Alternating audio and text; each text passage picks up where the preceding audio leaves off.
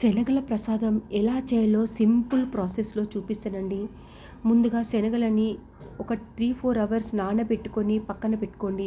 Stove on చేయండి, cooker పెట్టండి.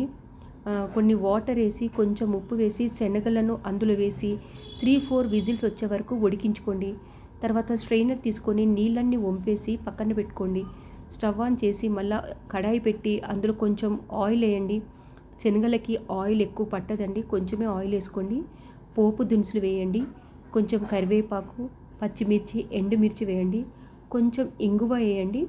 ఇంగువ వేస్తే శనగలకి చాలా బాగుంటుంది. కొంతమంది ఉల్లిపాయలు కూడా వేస్తారు, ఎందుకంటే ఉల్లిగడ్డలు తింటుంటే నోటికి తగులుతాయని చెప్పి కొంతమంది ఉల్లిగడ్డలు కూడా వేసుకుంటారు. నేనేం వేయలేదు. కొబ్బరి పొడి కూడా వేసుకుంటారంట అండి, చాలా బాగుంటుందంట. నేనేం వేయలేదు. కొంచెం పసుపు వేసి శనగలు అందులో వేసి మంచిగా అటు ఇటు కలిపి ఒక్క 5 మినిట్స్ మూత పెట్టి తీసేయండి. రుచికరమైన శనగలండి, సింపుల్ ప్రాసెస్ అండి. ఇలా మిగిలిపోయిన శనగలని మనం ఇలా పోపుకేసుకొని తింటాము. పిల్లలకు కూడా ఈవినింగ్ స్నాక్స్ చాలా ఇష్టంగా తింటారండి. ఇప్పుడు వినాయక చవితి వస్తుంది కదా, కంపల్సరీ ప్రసాదంగా శనగలనే పెడతారండి. చూడండి ఎంత బాగా వచ్చిందో.